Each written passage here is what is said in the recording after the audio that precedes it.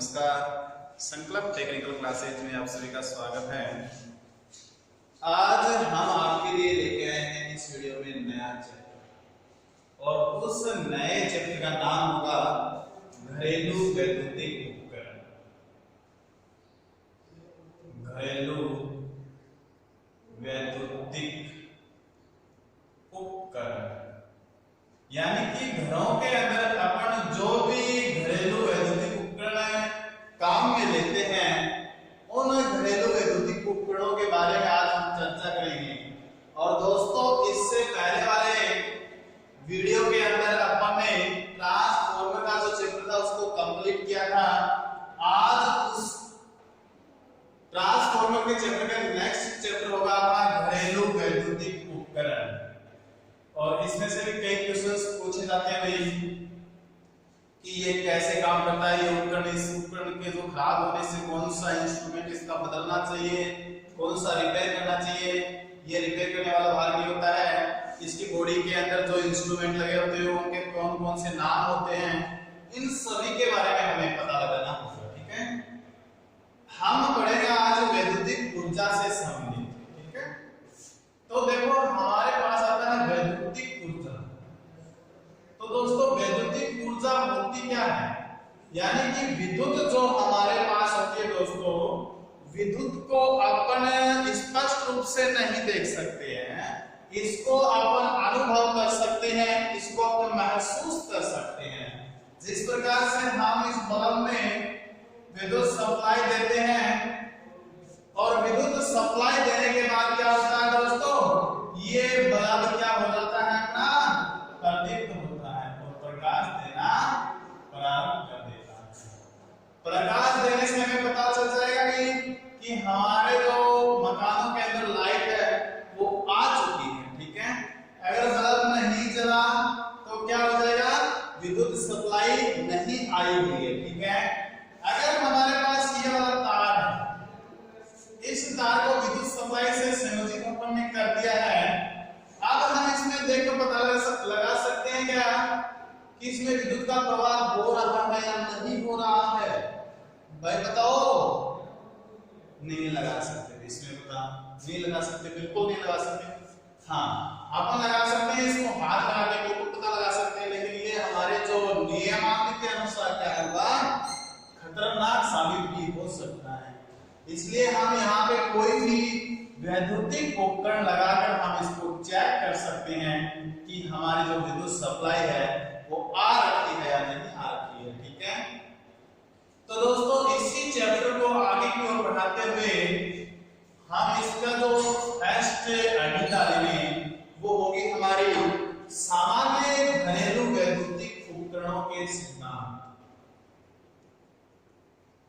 सामान्य घरेलू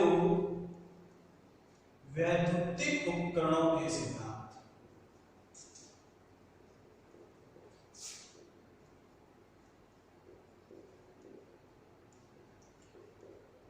हाँ, यानी कि सामान्य नॉर्मली रूप से जो जो हमारे यंत्र काम में लिए जाते हैं, उपकरण काम में लिए जाते हैं, उन सभी उपकरणों के बारे में आज हम चर्चा करेंगे और क्रम वाइज उसकी चर्चा करेंगे। ठीक है, तो एक एक उपकरण लेकर हम चर्चा करेंगे। सबसे पहले लेते हैं अपन रूम हीटर।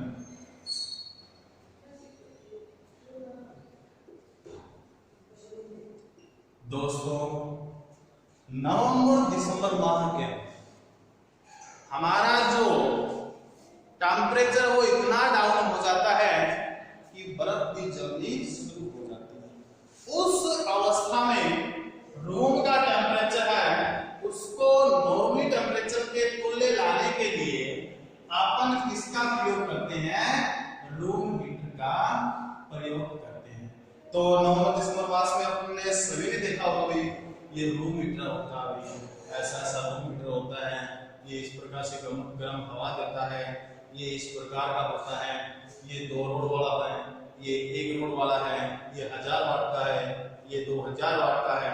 इसके जो ग्रिल भाग होता है, इसका पॉलिश किया हुआ भाग होता है, उसको क्या बोलते हैं? वो जो पॉलिश की होती है वो किसकी होती है?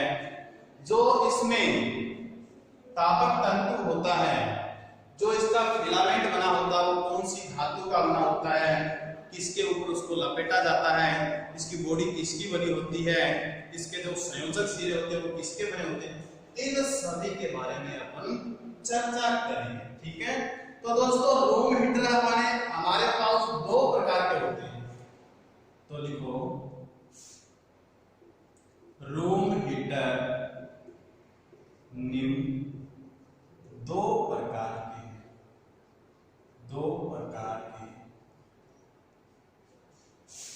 नंबर एक लिखो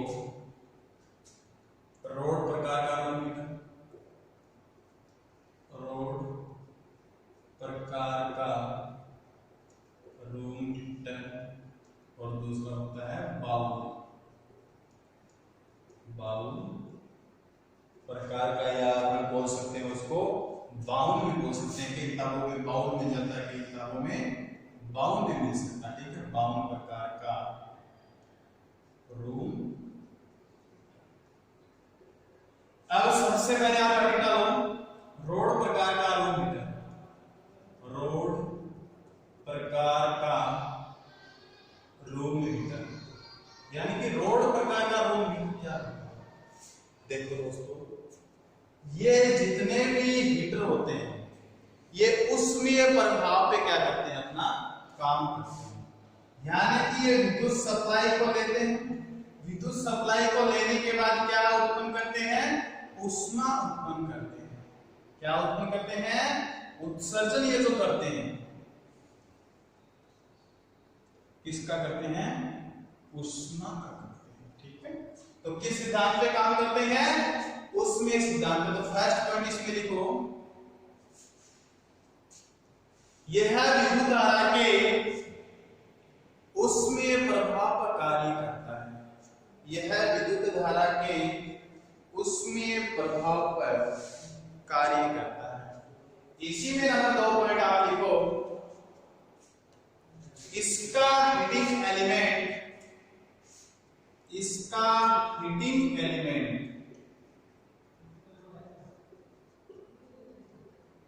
नाइक्रोम का बना होता है। कौन सी धातु का बना होता है दोस्तों, नाइक्रोम का बना होता है। इसके बाद हम देखेंगे रोड प्रकार हीटर के जो मुख्य भाग होते हैं, तो इसकी छोटी सी हेडिंग लिखो नेक्स्ट, इसी में मुख्य भाग। और मुख्य भाग किसके पढ़ रहे हैं अपने, रोड प्रकार के हीटर के पढ़ रहे हैं। इसमें मुख्य भाग में नंबर 1 आता है ऊष्मक तंतु, ऊष्मक तंतु। दोस्तों थोड़ी देर पहले मैंने आपको बताया था, इसके अंदर जिस ऊष्मक तंतु का प्रयोग किया जाता है वो ऊष्मक तंतु नाइक्रोम का बना होता है। और यह ऊष्मक तंतु जो होता है वो दोस्तों 30 सेंटीमीटर लंबी और 2 mm व्यास, 30 सेंटीमीटर तो लंबाई है, 2 mm क्या है इसका व्यास होता है, गोलाकार होती है। ठीक है, 2 mm इसका क्या होता है, व्यास होता है। इसके ऊपर से नाइक्रोम के तार के लपेटे दिए जाते हैं, किसके, नाइक्रोम तार के लपेटे दिए जाते हैं। तो ये वाली जो होती है इसका आधार भाग, ये किसका बना होता है, चीनी मिट्टी का बना होता है। किसका बना होता है दोस्तों, चीनी मिट्टी का बना होता है। ये जो ऊष्मक तंतु है इसका जो फिलामेंट बना होता है वो बना होता है दोस्तों नाइक्रोम का बना होता है। किसका बना होता है, नाइक्रोम का बना होता है। तो इसमें लाइन लिखो आप, चीनी मिट्टी से बने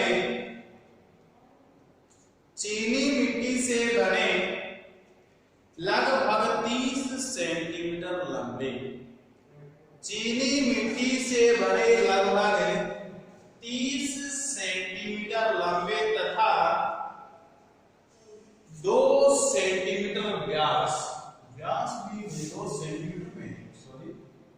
से 2 सेंटीमीटर व्यास वाले पाइप इसकी संरचना कैसी है? पाइप पर नाइक्रोम का तार लपेटकर बनाया जाता है। कौन सा तार लपेट रखा है दोस्तों? नाइक्रोम का तार। ठीक है, और इसको विद्युत सप्लाई से संयोजित कर देंगे तो ये बिल्कुल अपना क्या हो जाएगा? रोम मीटर हो जाएगा। ठीक है, अब नंबर 2 हेडिंग डालो आप परावर्तक। नाम से पता चला, देखो अपने छोटी क्लासों में अपवर्तन है, परावर्तन है। तो परावर्तन में अपने को पता है कि जो किरणें आती हैं उसको वापस विसर्जित करना, उसी दिशा में वापस कन्वर्ट करना। ठीक है, तो नेक्स्ट लिखो परावर्तक। नंबर 2 है परावर्तक। ठीक है, परावर्तक के बारे में पहले मैंने आपको बताया है। और परावर्तक के ऊपर जो पॉलिश की जाती है वो होती है दोस्तों निकल या नाइक्रोम। देखो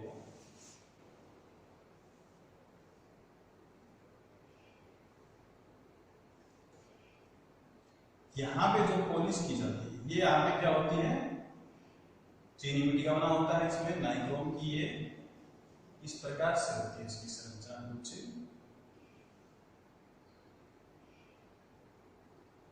यहाँ स्टैंड होता है और इसके ऊपर जाली नुमा क्या लगी होती है दोस्तों? ग्रिल लगी होती है। क्या? ग्रिल। ठीक है, ऐसे ऐसे जाली नुमा। तो ये जो यहाँ पे देखो चिकनी चिकनी कलर की सी पॉलिश की होती है, वो पॉलिश की होती है दोस्तों निकल या क्रोमियम। या तो निकल की कर लेंगे या क्रोमियम की करेंगे। ठीक है, या तो अपन दोस्तों करेंगे निकल की या फिर किसकी करेंगे? क्रोमियम की करेंगे। ठीक है, तो इसमें लिखो आप, इसमें यही पूछने जाने वाली बात होती है निकल या क्रोमियम की पॉलिश किसके ऊपर की जाती है। तो लिखो यह निकल या क्रोमियम, यह निकल या क्रोमियम परत चढ़ी एक, यह निकल या क्रोमियम परत चढ़ी एक लोहे की शीट से बनाया जाता है। लोहे की शीट से बनाया जाता है। तो ये जो बाहर की जो शीट होती है ये किसकी बनी होती है दोस्तों? लोहे की बनी होती है। ठीक है, कौन सी धातु की बनी होती है? लोहे की। लोहे के ऊपर जो अंदर वाला भाग होता है इसके ऊपर पॉलिश की जाती है, बाहर वाले भाग पे नहीं की जाती है। अंदरूनी भाग पे जो पॉलिश की जाती है वो किसकी की जाती है? या तो निकल की करेंगे या फिर क्रोमियम की करेंगे। ठीक है, इसके बाद में जो नेक्स्ट पॉइंट आता है नंबर 3, वो होता है दोस्तों हमारे पास ग्रिल।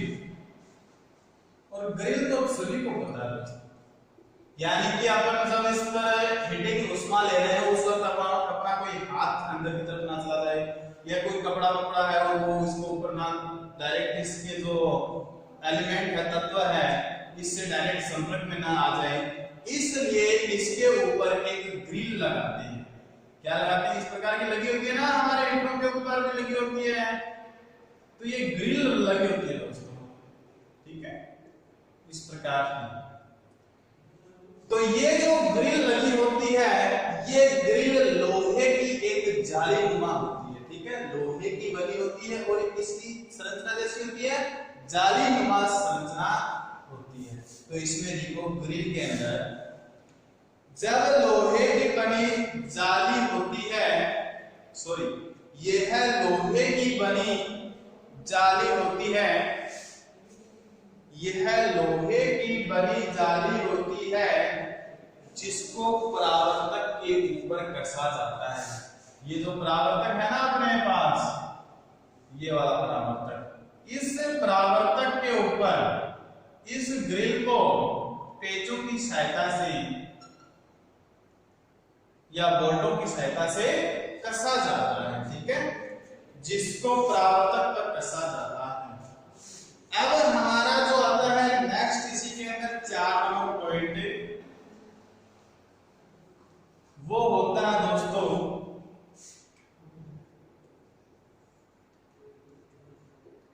संयोजक सिरे।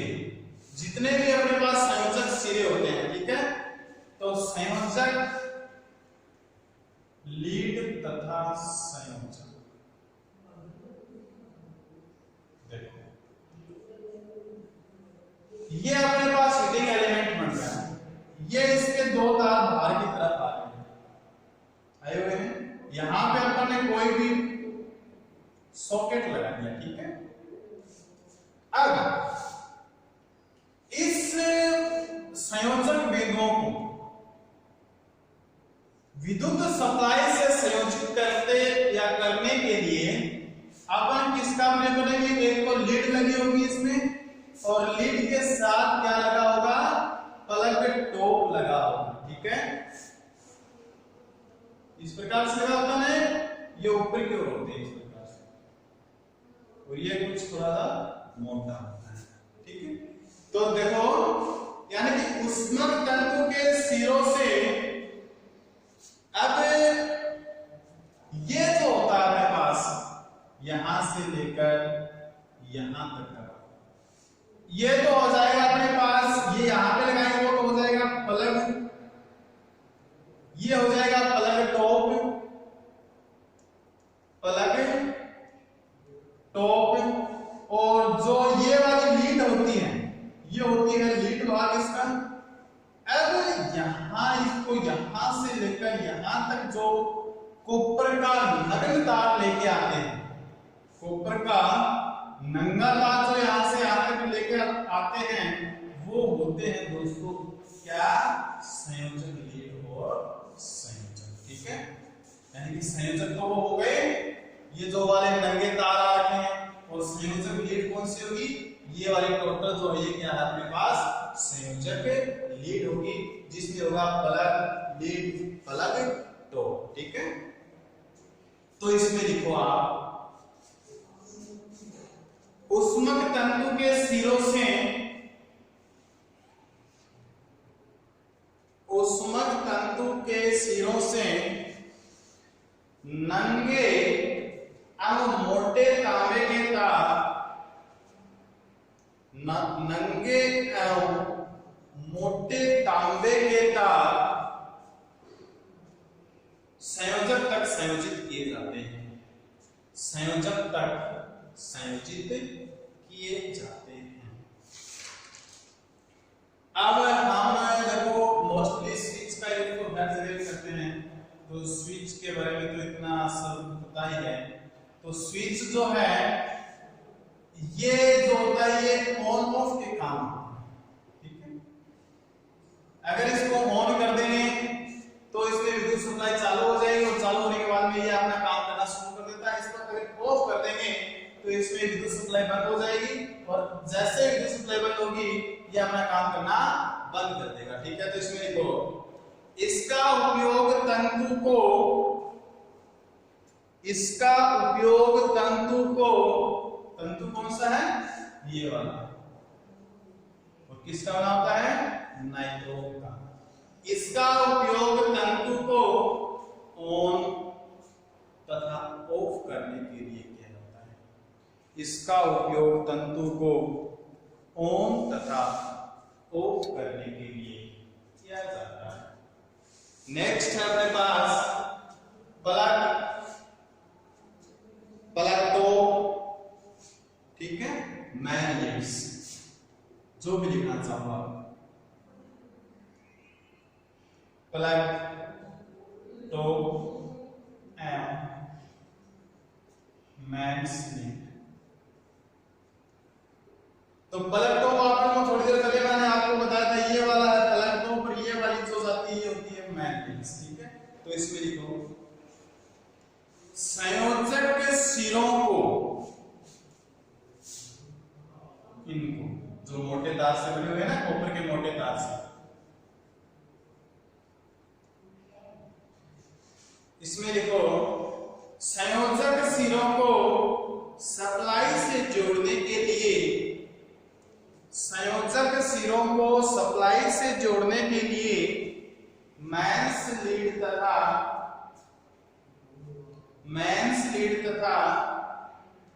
उसके अंतिम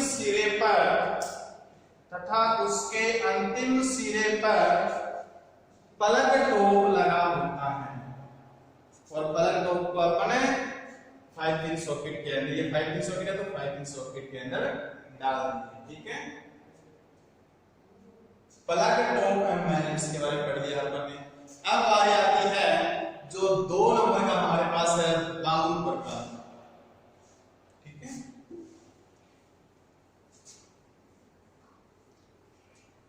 इसका बाउल नाम कोई सा भी दे सकता है, इसको बिल्कुल ध्यान रखना, ठीक है।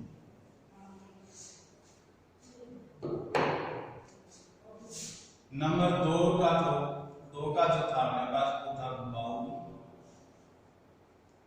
प्रकार का रूम हीटर। दोस्तों बाउल प्रकार का जो रूम हीटर होता है उसकी जो संरचना होती है वो बिल्कुल टेबल फैन की संरचना जैसी होती है। उसका जो परावर्तक भाग होता है वो अर्धचंद्राकार या फिर अर्धगोलाकार होता है। इसकी संरचना बिल्कुल कैसी होती है दोस्तों, टेबल फैन जैसी होती है। कैसी होती है, टेबल फैन जैसी होती है। और इसका जो ऊष्मक तंतु होता है इसका जो ऊष्मक तंतु होता है वो लट्टू जैसा होता है। कैसा होता है, लट्टू जैसा होता है। ये भाग होता है, ये होता है ग्रिल भाग, ठीक है। ये जो भाग होता है ये भाग कौन सा होता है, ग्रिल भाग होता है। ग्रिल भाग होता है, ये वाला इसका ऊष्मक तंतु होता है। इसके ऊपर भी मैग्नेट्स तथा प्लग टॉप निकले होते हैं। ये भाग इसका परावर्तक होता है। परावर्तक के ऊपर किसकी पॉलिश की जाती है दोस्तों, निकल या क्रोमियम। तो इसके मुख्य भागों के बारे में चर्चा नहीं करेंगे। मुख्य भाग वही होते हैं जो इसमें है या उसमें थे, वो इसी के अंदर, ठीक है। तो आपने इसका जो इसमें डिफरेंट है, इसमें जो भिन्नता है उस भिन्नता के बारे में लिखेंगे। तो इसमें देखो, इसके भाग तथा कार्य सिद्धांत, इसके भाग तथा कार्य सिद्धांत रोड हीटर के समान ही है। रोड हीटर के समान ही है। लिखो, इसमें केवल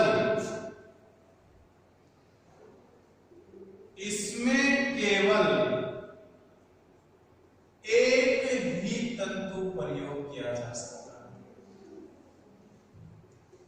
तंतु प्रयोग किया जा सकता है। इससे पहले वाला जो अपन ने पढ़ा था उसके अंदर अपन 2 रोड का भी प्रयोग कर सकते हैं। कितनी रोड का प्रयोग, 2 रोड का भी प्रयोग कर सकते हैं। लेकिन दोस्तों जो बाउल प्रकार का रूम हीटर होता है उसके अंदर केवल और केवल एक ही ऊष्मक तंतु प्रयोग किया जाता है और उस ऊष्मक तंतु की संरचना होती है अपने लट्टू के समान या लट्टू के आकार, ठीक है। इसी में नेक्स्ट लाइन लिखो, इसका तंतु लट्टू के आकार का होता है। इसका तंतु लट्टू के आकार का होता है। इसी के अंदर नेक्स्ट लाइन लिखो आप, यह 1000 वाट तक के, यह 1000 वाट तक के बनाए जाते हैं। तो दोस्तों आज हमने पढ़ा है रूम हीटर। रूम हीटर के बाद में जो नेक्स्ट हेडिंग होगी वो होगी हमारी विद्युत स्टोव। और विद्युत स्टोव भी कुछ इसी प्रकार सा है।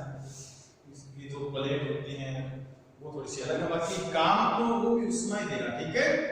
क्या देगा दोस्तों, उष्मा ही देगा, ठीक है। विद्युत स्टोव जिसको अपन हीटर बोलते हैं ना, जिसपे अपन रसोई में काम में लेते हैं, जिसपे सब्जी बनाते हैं, रोटियां बनाते हैं। तो लिखो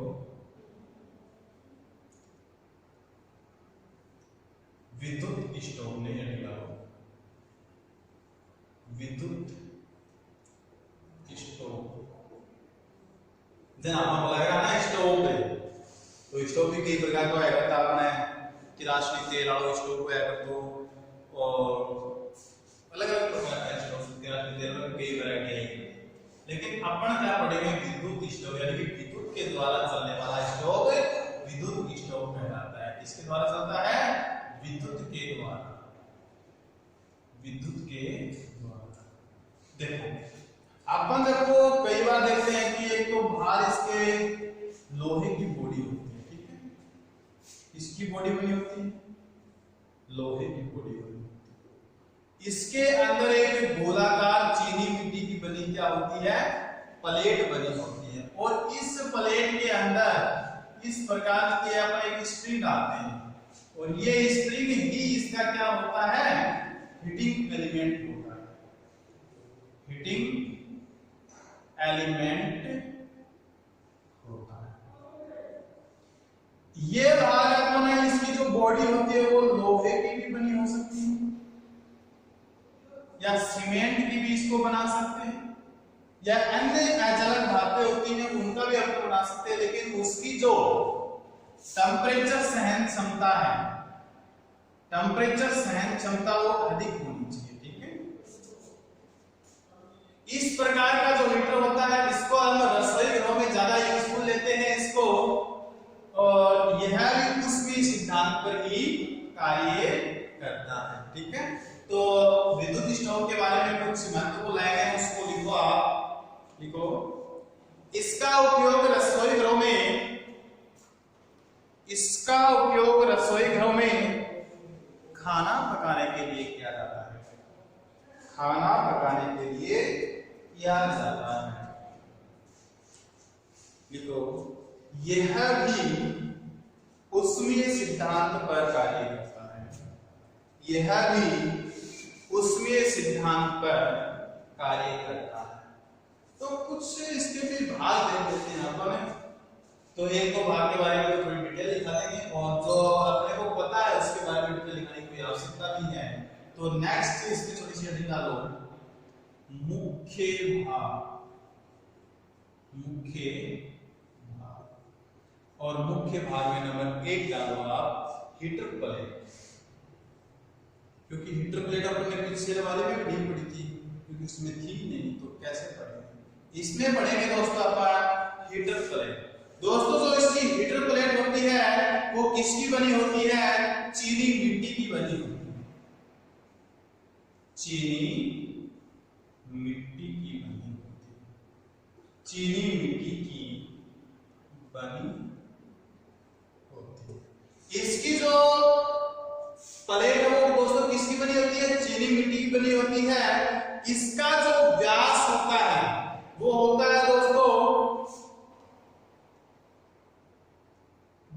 इसकी जो मोटाई होती है वो तो होती है 15 सेंटीमीटर से 20 सेंटीमीटर तो होती है दोस्तों इसकी मोटाई, तथा इसका जो व्यास है वो होता है 10 mm से 25 mm, 10 mm से 25 mm तक। और इसकी जो इसका जो व्यास देखो अपने पहले वाले में व्यास कम था, इस वाले में थोड़ा ज्यादा है, ठीक है। इसका जो व्यास होता है वो तो होता है 15 से 20 सेंटीमीटर और इसकी जो मोटाई होती है, मोटाई कम होती है व्यास ज्यादा होता है। देखो कंफ्यूज होने की बिल्कुल भी आपको जरूरत नहीं, ये है, ये इसका व्यास है, ठीक है, बिल्कुल गोलाकार की होती है, अंडाकार ये है, ये इसका बिल्कुल व्यास है। व्यास का हमें पता है कि मोटा ज्यादा होता है, चौड़ा होता है, बड़ा होता है, तो व्यास तो हो जाएगा इसका 15 से 20 सेंटीमीटर और इसकी जो ये मोटाई होती है, ऐसे तो इसकी मोटाई होती है दोस्तों वो होती है हमारे पास 10 mm से 25 mm, और इसमें इस प्रकार से स्लॉट कटे होते हैं, ठीक है।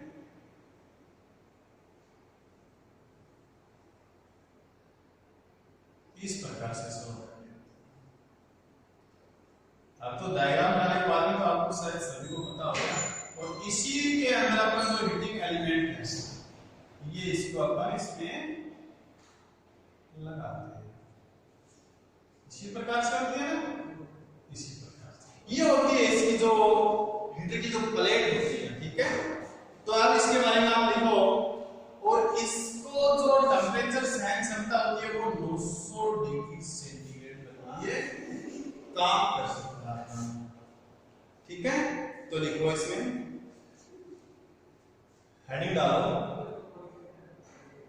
हीटर प्लेट, मुख्य भाग में हीटर प्लेट। हीटर प्लेट में आप लिखो यह चीनी मिट्टी से बनी होती है। नंबर 2 पॉइंट इसमें लिखो इसका व्यास 15 से 20 सेंटीमीटर तथा मोटाई 10 से 25 mm तक होती है। 10 से 25 mm तक होती है। नेक्स्ट पॉइंट लिखो यह 900 डिग्री सेंटीग्रेड पर भी 900 डिग्री सेंटीग्रेड तापमान पर भी कार्य कर सकता है। यह 900 डिग्री सेंटीग्रेड तापमान पर भी कार्य कर सकता है। इसकी वाटेज क्षमता 1000 वाट या 2000 वाट होती है। इससे जो अपन इसमें सूत्र को डालते हैं इसकी जो वाटेज क्षमता होती है वो दोस्तों 1000 या 2000 वाट होती है, ठीक है। वोल्टेज क्षमता कितनी होती है? वोल्टेज क्षमता होती है इसकी 1000 से 2000 या 1000 या 2000, ठीक है। देखो अपन आगे डालते हैं यहाँ पे 1500 की भी लेके आते हैं, 1000 की भी, 2000 वाट की भी लेके आते हैं स्प्रिंग, ठीक है। और इसी के हिसाब से इसकी रेट फिक्स होती है, ठीक है।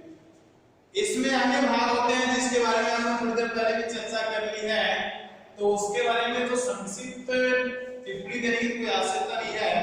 बॉडी भाग होती है, पता है हमें, लोहे की बनी होती है या सीमेंट जैसे पदार्थ बनी होती है। इसके बाद इसका जो भाग होता है ग्रिल, ग्रिल किसका बना होता है? उसके ऊपर जो स्प्रिंग लगी होती है, ये ग्रिल भाग ताकि इसमें कोई छू ना जाए। तो ये ग्रिल भाग उसी पदार्थ का बना है जो अपन ने रूम हीटर में पढ़ा था। तो किसका बना था? लोहे का बना होता है। इसके बाद में आता है संयोजक लीड। संयोजक लीड होती है, संयोजक लीड भी अपने को पता है। स्विच सॉकेट होते हैं, स्विच लगे होते हैं, सॉकेट, प्लग, टॉप, एम। तो इनके केवल नाम आप लिखो, इसके बारे में चर्चा करने की। देखो सॉकेट जो होता है, ये सॉकेट जो होता है ये हीटर के अंदर ही लगा होता है, हीटर के बॉडी भाग में लगा होता है, ठीक है। और इसमें फिर अपन प्लग डालते हैं और फिर ये प्लग लीड हो जाती है, मेंस लीड जिसको बोलते हैं। और ये यहाँ पे हो जाता है अपने पास प्लग टॉप हो जाता है, ठीक है। तो ये था हमारा विद्युत स्टोव। विद्युत स्टोव के बाद में आता है हमारे पास विद्युत प्रेस। तो विद्युत प्रेस भी हमारा जो मोस्ट इंपोर्टेंट टॉपिक है। तो अब जो हम चर्चा करेंगे दोस्तों वो करेंगे विद्युत प्रेस की। तो विद्युत प्रेस तो तकरीबन सभी बच्चों ने देख रखी इसको, तकरीबन बच्चों ने खोल कर भी देख लिया है, क्योंकि ये हर किसी के घर में ही मिल जाएगा। इलेक्ट्रिक आयरन, विद्युत प्रेस, जिसको अपन हिंदी में बोलते हैं विद्युत इस्त्री, ठीक है। तो विद्युत जो अपने पास होती है प्रेस, ये अलग अलग वाट की होती है। जिस प्रकार से 350 वाट से लेकर 750 वाट तक की होती है। 350 वाट से 750 वाट तक, ठीक है। और ये वैद्युतिक प्रेस भी अपने पास 2 प्रकार की होती है। एक तो होती है अपने पास जिसको ऑटोमेटिक बोलते हैं ना, ऑटोमेटिक, यानी कि जिस प्रकार से हम इसको बता दें आपको कि एक तो ऑटोमेटिक हो जाती है, दूसरी हो जाती है भाप विद्युत प्रेस। ऑटोमेटिक भाप विद्युत प्रेस, तो इसके बारे में थोड़ी देर में पढ़ेंगे। इससे पहले इसकी विद्युत प्रेस के बारे में डायरेक्टली अपन जो नॉर्मली विद्युत प्रेस होती है उसके भागों के बारे में किस प्रकार से कार्य करती है, इसके कौन कौन से भाग होते हैं। अगर इसको अपन खोलते हैं तो इसके अंदर जो अलग अलग इंस्ट्रूमेंट निकलते हैं, अलग अलग पार्ट्स निकलते हैं, अलग अलग इसके भाग होते हैं, उन सभी भागों को अपन खोल के देखेंगे आज, ठीक है। तो ये कितने वाट तक की होती है दोस्तों? 350 वाट से 750 वाट तक की होती है, और इसका जो लगभग वजन होता है वो 1 केजी से लेकर 1.5 केजी तक होता है हमारे पास, ठीक है। इसका वजन कितना होता है? 1 केजी से लेकर 1.5 केजी तक भी अपना जो विद्युत प्रेस होती है, जिसको सामान्यतः अपन घरों के अंदर काम में लेते हैं, उसका यही वजन होता है 1 किलोग्राम से 1.5 किलोग्राम। अब अपन पढ़ेंगे विद्युत प्रेस के जो भाग होते हैं।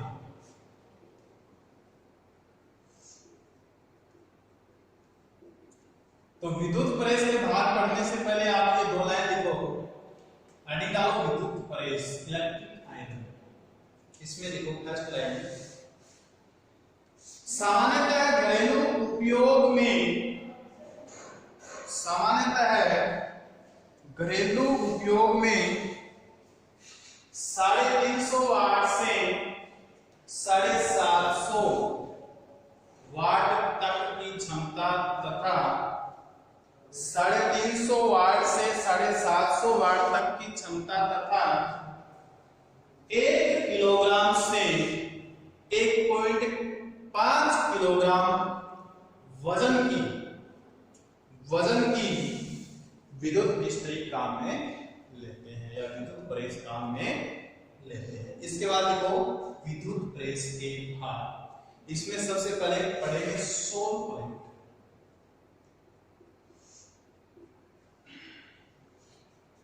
सोल प्लेट यह प्रेस का जो नीचे वाला भाग होता है, ये आधार भाग जिसको बोलते हैं, वो उस भाग को अपन बोलते हैं दोस्तों सोल प्लेट। क्या बोलते हैं? Soul plate.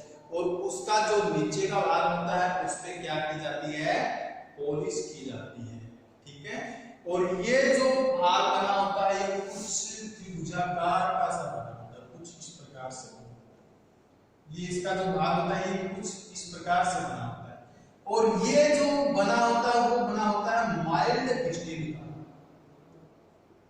ये पूछ लिया जाता है कि विद्युत प्रेस का जो आधार भाग होता है, जो सोल प्लेट होती है, वो कौन सी धातु की बनी होती है? माइल्ड स्टील की बनी होती है। कौन सी धातु की बनी होती है दोस्तों? माइल्ड स्टील की बनी होती है, ठीक है। ये जो प्लेट होती है ये 20 सेंटीमीटर से 30 सेंटीमीटर तो लंबी होती है, 12 से 18 सेंटीमीटर क्या होती है? चौड़ी होती है। इसकी चौड़ाई अलग, लंबाई अलग, चौड़ाई अलग, और इसकी जो ये मोटाई होती है ये अलग होती है, ठीक है।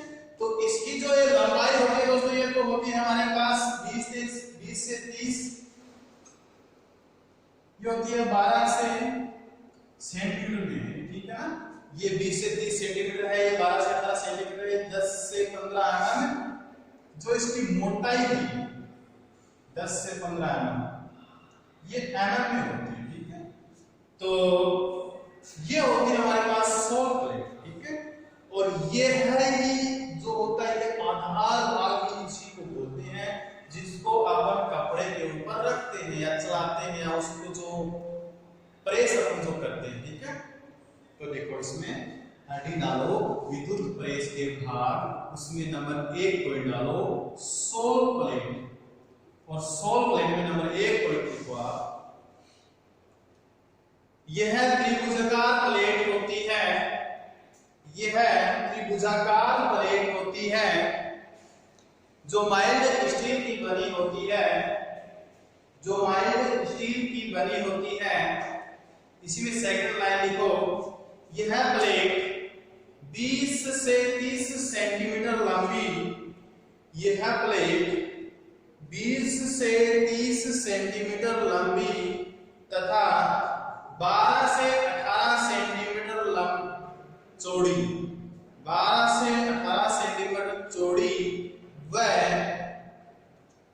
10 mm से 15 mm मोटी होती है।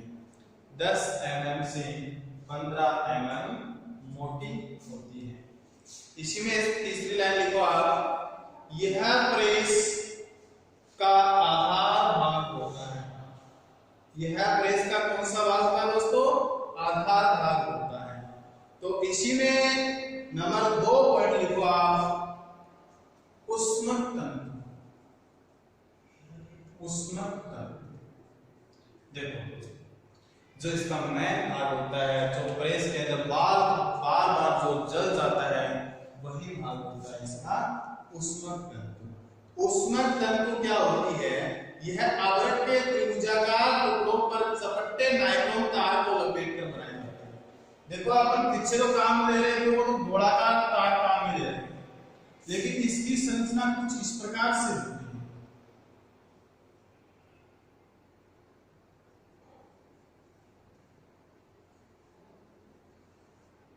कुछ इस प्रकार से होती है इस पत्ते में, ठीक है। जन आपा नॉर्मली भाषा में बोला है आप प्रेस को पत्तो जड़ गयो, तो ऐसे ऊपर ये चपट्टी आकार की इतनी चौड़ी चौड़ी पट्टी सी है, ठीक है। ये पट्टी जो बड़ी हुआ है, ये नाइक्रोम तार की बनी हुई है। तो कौन सी धातु की बनी होती है दोस्तों? नाइक्रोम तार की बनी होती है। और ये जो पत्ती बनी होती है, ये आपस में स्पर्श न हो जाए, इसलिए यहाँ पे जो धातु वो होती अब्रक, अब्रक का प्रयोग किया जाता है। और अब्रक क्या होती है? विद्युत का कुचालक। विद्युत का कुचालक क्या होती है दोस्तों? अब्रक होती है, ठीक है। तो देखो इसमें, यह अब्रक के त्रिभुजाकार टुकड़े पर, यह अब्रक के त्रिभुजाकार टुकड़े पर चपटे नाइक्रोम तार को लपेटकर बनाई जाती है। चपटे नाइक्रोम तार को लपेटकर बनाई जाती है। लिखो इसी में, इसके संयोजक सिरों पर, इसके ये जो संयोजक सिरे, इसके संयोजक सिरों पर तांबे की संयोजक पत्तियां लगाई जाती हैं। इसके संयोजक सिरे पर तांबे की संयोजक पत्तियां लगाई जाती हैं। इसी में लिखो तीसरी लाइन, ऊष्मक तंतु को, इस ऊष्मक तंतु को बिल्कुल सोल प्लेट के ऊपर लगाया जाता है, ठीक है। तो दो चालक बनी होती हैं और उसके बीच में इसको लगाकर और इसके ऊपर इसको लगाया जाता है, ठीक है। अब आती है हमारी 3 नंबर का जो भाग अपने पास, pressure plate. Pressure plate, pressure plate, pressure नाम से पता चला कि इनका जो दबाव बना के रखेंगे वो प्रेशर प्लेट है। तो लिखो इसमें, यह कास्ट आयरन या माइल्ड स्टील की बनी होती है। यह कास्ट आयरन या माइल्ड स्टील की बनी होती है। नेक्स्ट इसमें लिखो, इसको ऊष्मक तंतु के ऊपर, इसको ऊष्मक तंतु के ऊपर एस्बेस्टस, ये पदार्थ होता है एस्बेस्टस, ठीक है, ऐसा लगता है। एस्बेस्टस की एक त्रिभुजाकार शीट रखकर कसा जाता है। एस्बेस्टस की एक त्रिभुजाकार प्लेट रखकर कसा जाता है।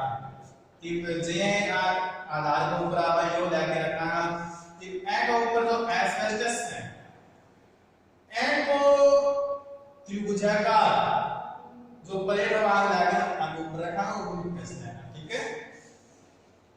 अब लिखो इसके ऊपर नेक्स्ट जो पॉइंट है वो ढक्कन। क्या होता है दोस्तों? ढक्कन होता है। और ढक्कन क्या होता है? इसके ऊपर जो कवरिंग करता है, और ढक्कन के ऊपर से क्या लगाया जाता है? हैंडल लगाया जाता है। तो लिखो ढक्कन। ढक्कन में लिखो यह लोहे की सीट से बना होता है।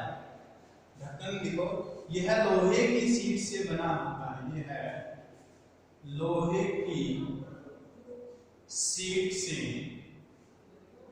बना होता है। यह लोहे की सीट से बना होता है। नेक्स्ट लिखो हैंडल।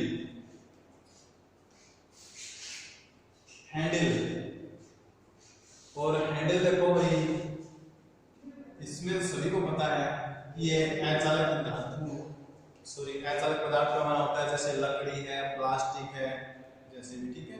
तो हैंडल में लिखो यह ऊष्मा के कुचालक पदार्थों से बनाया जाता है।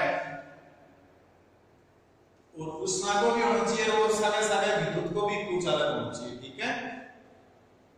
तो यह ऊष्मा और विद्युत के कुचालक पदार्थों से बनाया जाता है, जैसे लकड़ी, बेकेलाइट, प्लास्टिक, ठीक है। इसके आगे भी अन्य भाग होते हैं, जैसे सॉकेट होता है।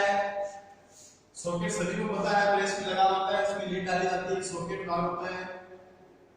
हिल भाग इसलिए लगाया जाता है ताकि उसको आसानी से खड़ा किया जा सके। और लास्ट होता है वो होता है